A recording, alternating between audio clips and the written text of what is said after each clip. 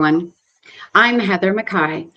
I'm the CEO and founder of HN Pinnacle Consulting. We're a people operations organization. And over the last 25 years, I've had the opportunity to work in large international organizations and small nonprofit organizations.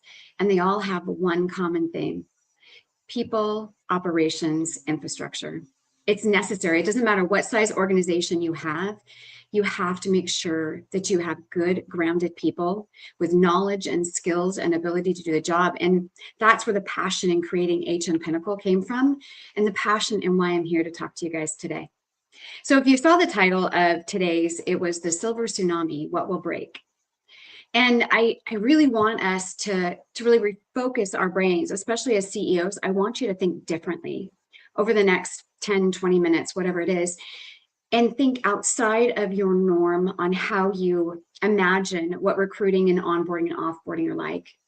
And instead, I want you to focus not on the retirement of those individuals who are in that silver tsunami, but instead on the business risk. Right? So we're going to kind of change our mind focus, because when we think about retirement, we think, oh, that's an HR or a people operations responsibility. We'll find new people, we'll replace them. But truly, what I want you to think about is not the individual being replaced, but instead, how is that going to impact your business, right? This silver tsunami concept that we've come up with, we keep thinking it's coming. But we're wrong. It's here. It's here right now. And the stats are overwhelming. Right now they're saying that over 11,400 American workers are turning 65 a day. The largest amount in all of history. And that is going to impact all of our work environments. But before we kind of get into that, I'm going to ask us to take a step back really quick. And I want you to just think. Take a minute and think about that one person in your organization, maybe not your favorite person or even the highest paid person, but instead think about that one person that if you got a phone call from this afternoon that said, hey, guess what? I've decided to retire. Tomorrow's my last day. That one person that's going to put that pit in your stomach because you have no idea how you're going to replace them.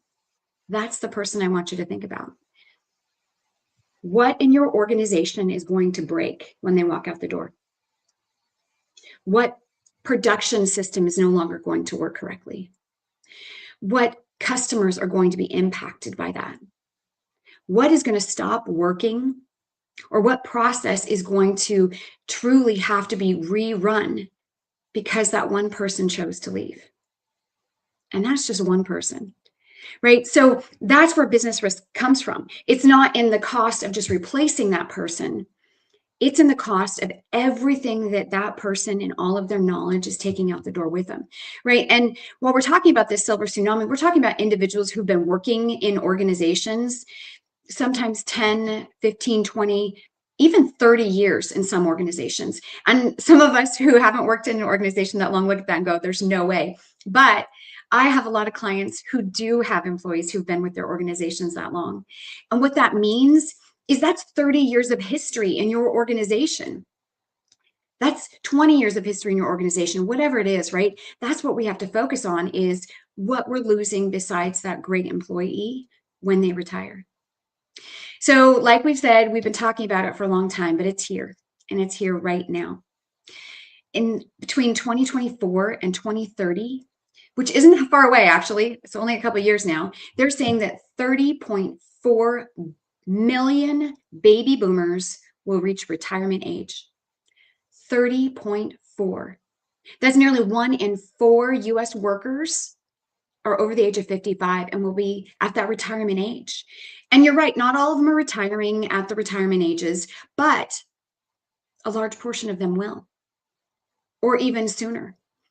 A lot of individuals I've found are recalculating what retirement looks like and choosing to retire at an earlier age. And so we have to take that into consideration as well. It's not everybody at 65 is our concern, is anywhere over 55 on up. And so if we've got 1 in 4 Americans that are working right now that are over 55, that's right there, your risk factor. right? So it's the largest transfer of job knowledge in all of modern history. These are the people who are your leaders in your organizations. They're the ones who know how to take duct tape and a screwdriver and still make the equipment work, right? Sorry, OSHA, but it's true, right? This is the group of people who have made all of the mistakes. They have learned from those. But that information, those mistakes, those challenges, that tribal knowledge, all of that is information that is stored in their head and their heart. But it's not what you're going to find in the SOPs most of the time, or in the handbook, or any other documentation that they've got together. And so that's what you're losing in your organization when you're doing this. You're losing an ability to move forward without having to make drastic changes. And yeah, AI will help. It will. But it's not going to take all of what you've lost and make it so that you can continue moving forward at the same speed that you currently were doing, right? And so as CEOs, this is what we have to consider and think about. We have to think about the critical business risk. So if you were to look at your current group of employees, what percentage of your critical knowledge is in that 25%? What percentage is in there that you now have to consider and take hold of so that you can make sure you're preparing before they retire? That's what we need to focus on as CEOs, right? The business continuity. At that departure, do we have that continuity plan in place, right? And we sometimes think it's only internal impact, but it's not. When you lose long-term employees, 10, 15, 20-year employees, they've built relationships with your customers and your clients, as well as internal. But those relationships have been built over time. And so putting someone else new into that role doesn't automatically build trust with your clients or your customers. It doesn't automatically mean that your processes are going to continue the same way. So we need to really stop and think about that, because this is where part of our profitability is lost, is if we don't have plans in place, right? And most of us are sitting here going, I don't even know who's in that 55 and older or that kind of group that I need to worry about. Who are that 25%, right? And we need to learn that as CEOs. We need to know the demographics of our organization and know where some of those critical points are. Like we've talked about in other lives, there's also the expert knowledge critical point, where if you have someone who has all of the skill and knowledge, you want to retain them. This is also just as important, right? They may not be your top skilled person, but they have the years of expertise and experience. One of the things that I think we'll all lose as this generation starts to retire, and as it continues to retire and we bring in new employees, that problem solving and judgment.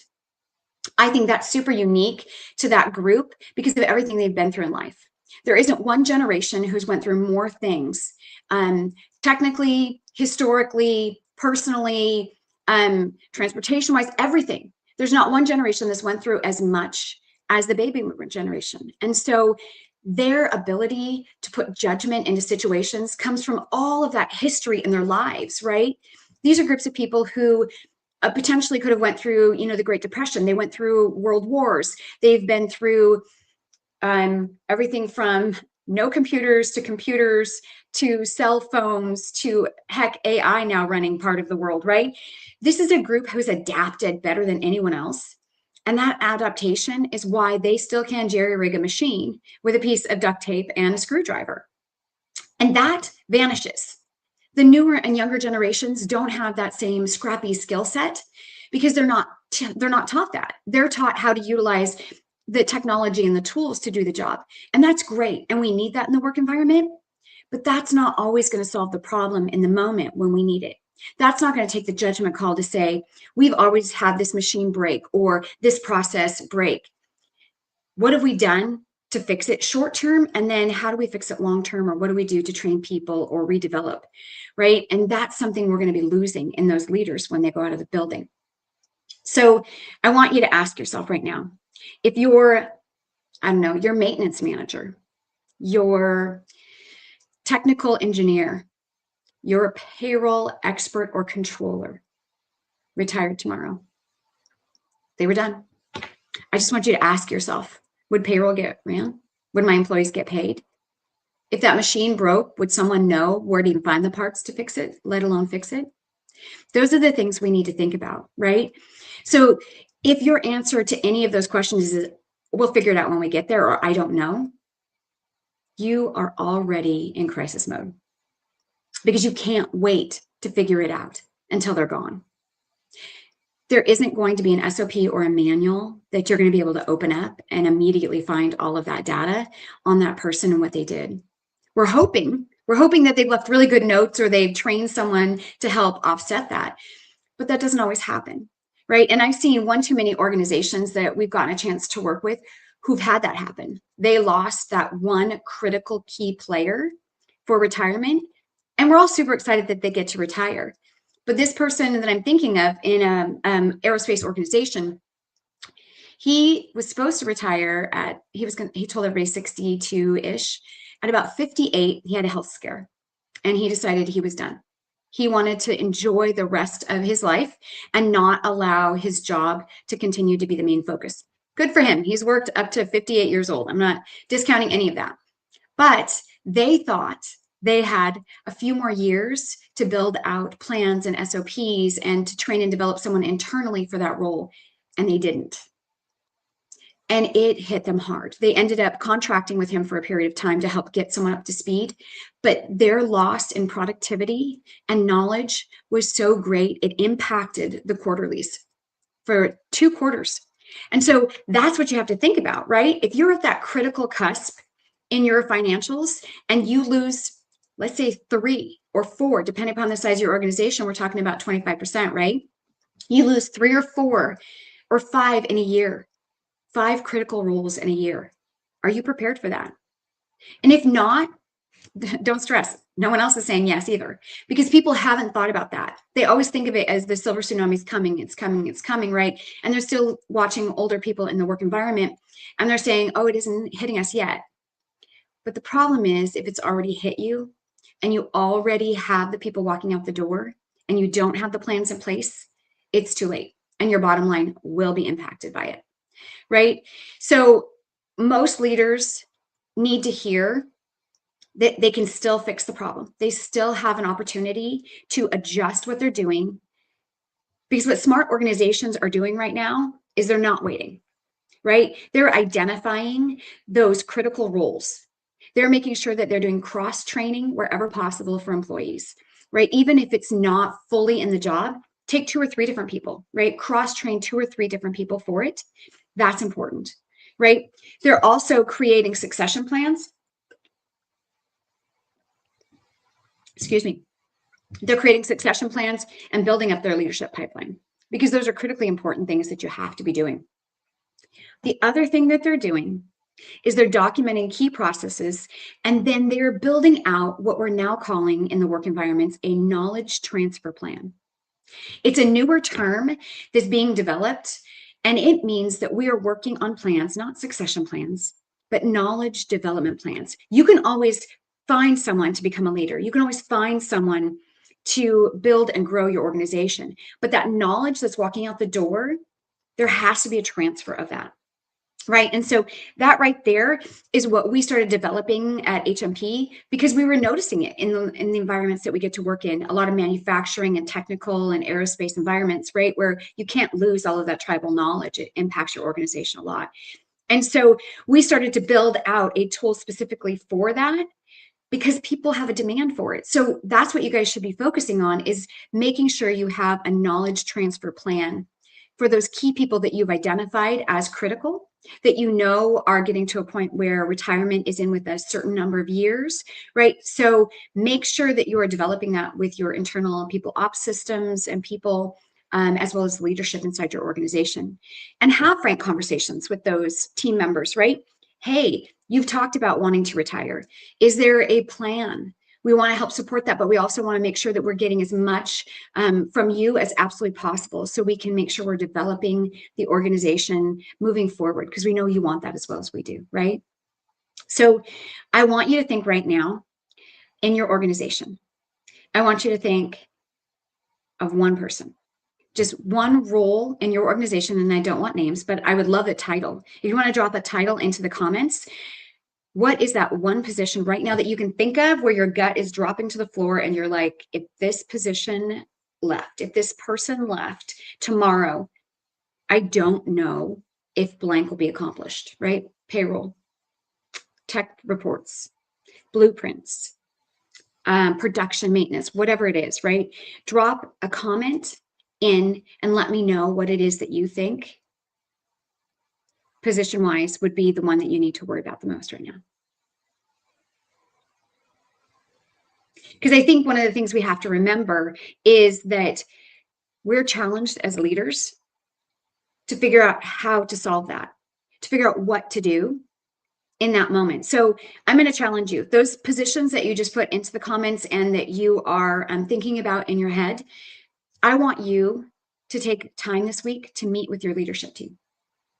I want you to meet with them and I want you to ask them the question, what breaks if this person leaves tomorrow? What do we not have backup plans for? What do we not have solutions for? What is it that we need to focus on to help make sure our organization has some business continuity if they choose to leave tomorrow, right? What are your backup plans?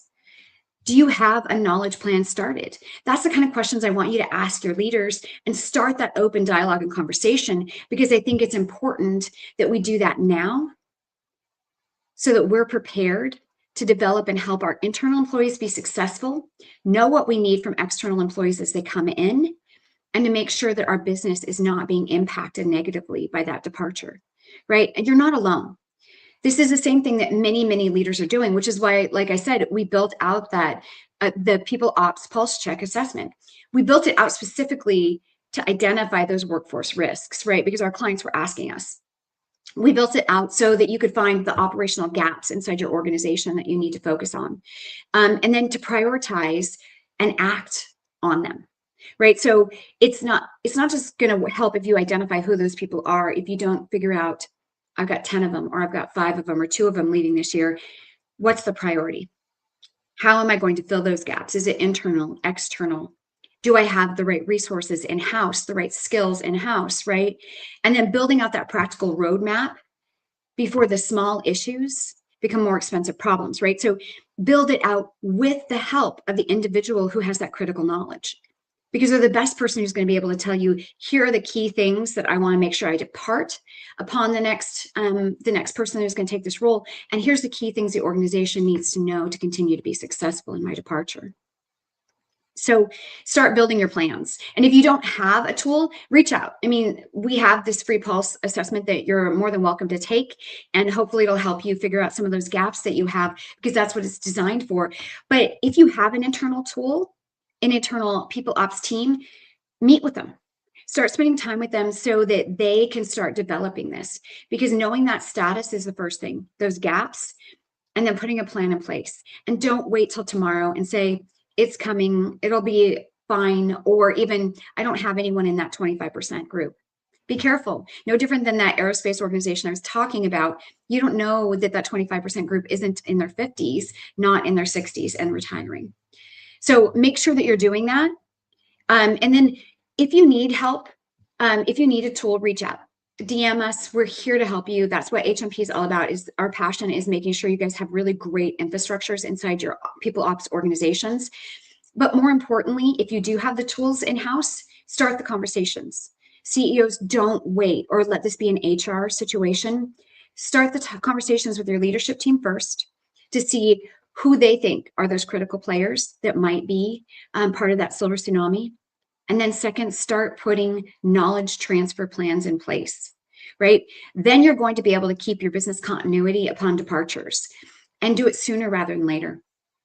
So if any of this resonated with you, or if you know someone else in your industry who might be having that retirement surge happening or are getting ready to, please share the live with them. Let another leader learn from anything that you might have taken away from this. I just want to say thank you so much for spending the time with us. If there's anything we can do to help support you at HMP, we're here. Otherwise, please follow HM Pinnacle Consulting or myself, Heather McKay. You can also follow us on YouTube. We have 2 podcasts, HR Talks and The Fear of Snowflakes, where we actually work with the Gen Z team members to really find out what that next generation is going to be holding for our work environments. But even more so, just reach out and ask just put into the DM looking for the People Ops pulse check, and we're happy to send that over to you right away. We want you to be successful. We want you to continue to have healthy cultures that flourish and your business flourishes. And that comes from making sure you're protecting your organization and their greatest asset, your people. So thank you again for tuning in, and reach out if there's anything we can do. You can plan for this, and you can make sure that you're on the front end, not the back end of that knowledge transfer plan and the development of your organization's success long-term. Thanks again for taking the time with us, and I hope to talk to you soon.